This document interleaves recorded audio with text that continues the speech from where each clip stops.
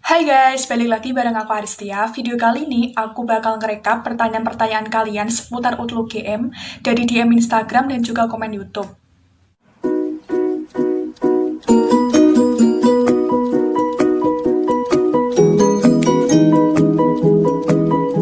Akhir-akhir ini banyak yang kendala di pendaftaran. Sini aku bakal ngebantu jawab pertanyaan-pertanyaan kalian. So aku ingetin lagi, terakhir pendaftaran UTLU GM itu tanggal 10 Agustus 2020 pukul 23.59. Kalian yang belum daftar, buruan daftar.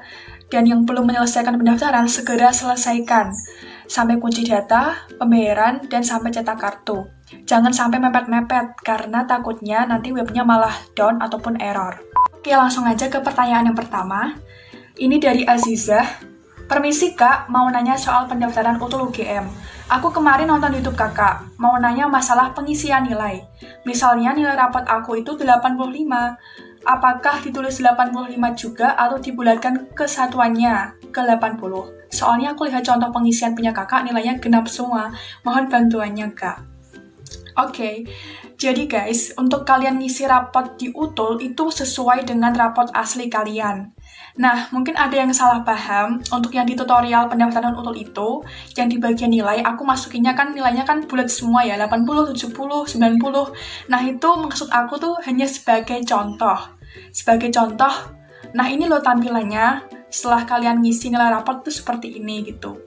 Oke, aku tegasin sekali lagi, untuk nilainya itu persis sesuai dengan rapot asli kalian. Nggak usah dibulatin ke bawah ataupun ke atas, sesuai nilai murni kalian di raport ya. Oke, pertanyaan selanjutnya. Ini juga sering banget ditanyain, dari Bella, selamat sore kak, aku belum nemu surat keaslian dokumen. Bisa kirimannya nggak kak? Emailnya ini. Guys, banyak banget dari kalian yang masih bingung untuk cari surat pernyataan keaslian dokumen itu di mana. Maksudnya webnya UGM itu bukan di halaman pendaftaran UTUL. Pertama, kalian buka um.ugm.ac.id, lalu pilih program sarjana, kemudian ke seleksi mandiri. Nah, di sana kalian cari kelengkapan dokumen.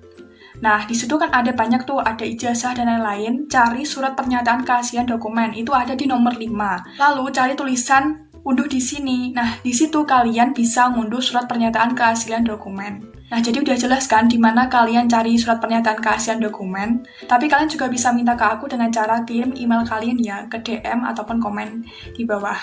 Selanjutnya dari Yoga Pramana, permisi kak, mau nanya, yang upload kartu UTBK di UTUL UGM gimana ya? Kan dalam satu filenya tuh ada 2 lembar. Yang mana yang harus dipakai? Kartu UTBK terbaru kan ada 2 lembar guys. Yang pertama itu yang isinya data kalian. Lembar kedua itu yang checklist. Nah, yang diupload itu cukup yang lembar pertama aja. Itu foto kalian itu loh. Lalu yang memuat data kalian. Yang lembar pertama yang ada kode QR-nya, nah itu yang diupload. Jadi yang lembar kedua yang checklist kegiatan itu nggak usah. Lanjut, ini dari Muhammad Afrizal. Assalamualaikum kak, waalaikumsalam. Kak, di rapotku ada 2 penilaian pengetahuan dan keterampilan. Itu yang dimasukin buat SMUGM yang mana ya kak? Nah, kalian harus rajin baca di webnya UGM ya. Kalian harus teliti. Rapot yang diunggah untuk SMUGM ini hanya bagian pengetahuan saja. Tidak usah yang keterampilan. Pertanyaan selanjutnya, ini banyak banget yang kendala di akhir-akhir ini. Nah, ini dari Kalimatul Akhlak, kita baca. Assalamualaikum kak, saya mau tanya. Saya sudah pilih program studi, sudah tersimpan, tapi kok tidak muncul info saya pendaftar ke berapa ya? Bagaimana solusinya? Ada juga dari Mujiono. Kak, saya mau tanya, saya baru isi pilihan jurusan hari ini, tapi kok habis simpan jurusan, tidak muncul informasi saya pendaftar ke berapa, seperti punya kakak ya. Nah, ini banyak banget yang tanya seperti ini, habis milih jurusan, kok nggak ada kalian pendaftar ke berapa ya? Nah, ini aku juga kurang tahu. Untuk jumlah pendaftar, mungkin memang dihilangkan dari pihak UGM, atau bisa juga webnya akhir-akhir ini memang sedang down atau error. Nah, untuk lebih jelasnya, saran aku kalian bisa tanyakan ke UGM lewat email ya. Selanjutnya, Assalamualaikum kak, waalaikumsalam. Mau tanya soal UTLU UGM. Di YouTube kakak kan bilangnya disuruh ngisi data rapot sampai semester 5. Tapi punya saya kok sampai semester 4 kak. Mohon dijawab kak.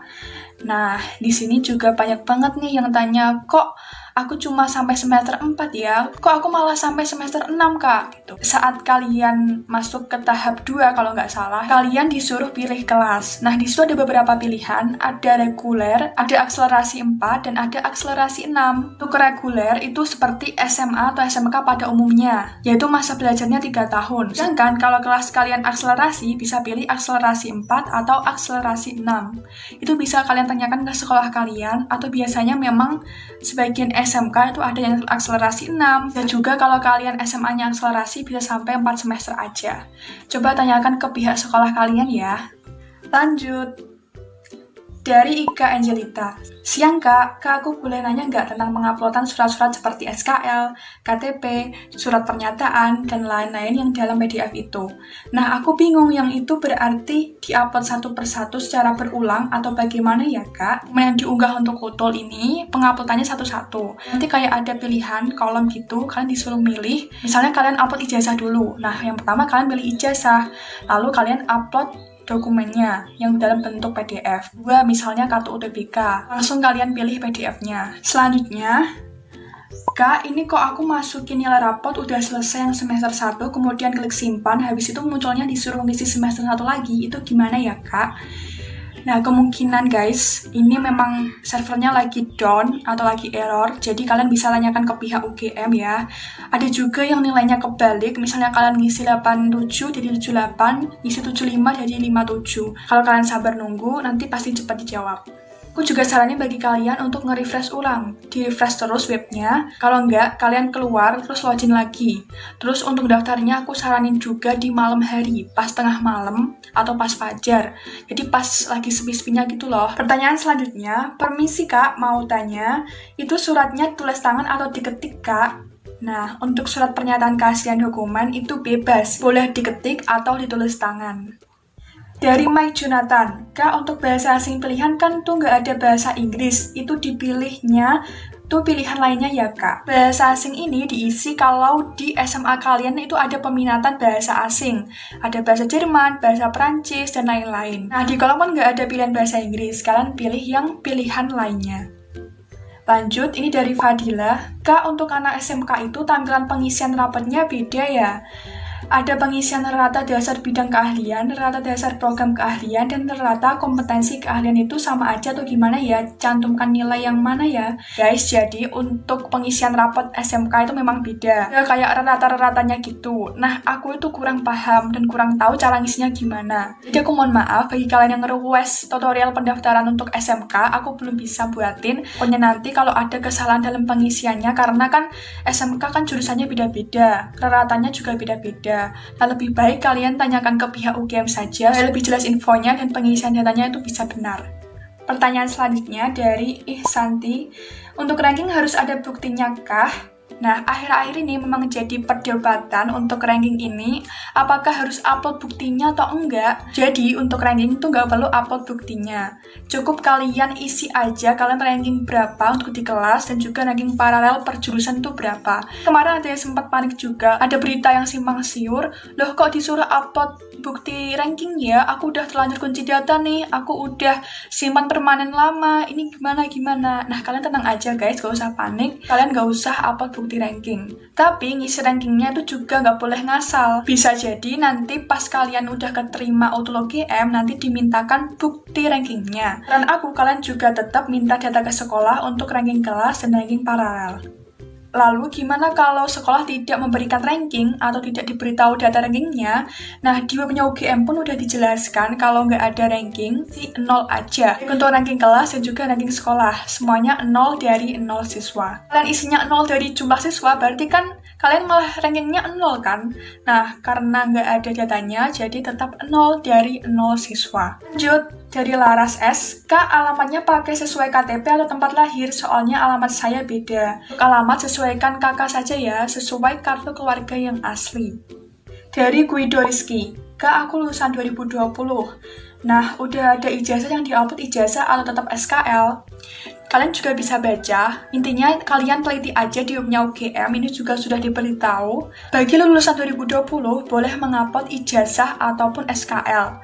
Nah, kalau belum ada ijazah, kalian nguploadnya tetap SKL, tapi kalau ijazah sudah ada atau sudah keluar, kalian pakai ijazah. Ini juga sering banget ditanyain. Ini dari Isa Saisa, Kak mau tanya, ijazahnya yang diunggah bagian depan apa belakang? Guys, ijazah itu kan yang bagian depan menyatakan kalian lulus, belakang itu memuat nilai-nilai kalian. Sekanya tetap depan dan belakang. Nah, nanti jadikan satu PDF. Ini pertanyaan mengenai sertifikat, banyak banget yang tanya. Ini salah satu contohnya, ini dari Anan. Sertifikat juara umum di sekolah gimana? Nah, kalian juga harus teliti baca di webnya UGM. Untuk sertifikat yang diunggah, itu minimal kejuaraan provinsi untuk juara 1 atau 2 atau 3. Oleh provinsi, nasional atau internasional, yang relevan dengan jurusan yang kalian pilih. Selanjutnya, dari SHLRSA, Kak, apakah jika salah mencantumkan tanggal lahir itu berpengaruh terhadap seleksi ya, Kak? Nah, bagi kalian banyak banget juga yang salah di bagian akun pendaftaran.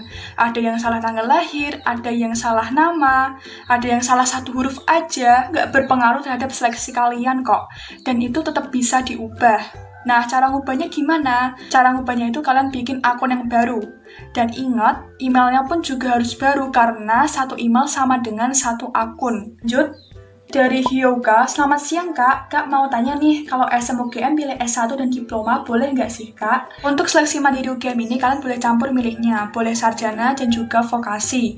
Bisa campur keduanya atau mungkin ketiga-ketiganya sarjana atau ketiga-ketiganya vokasi juga boleh.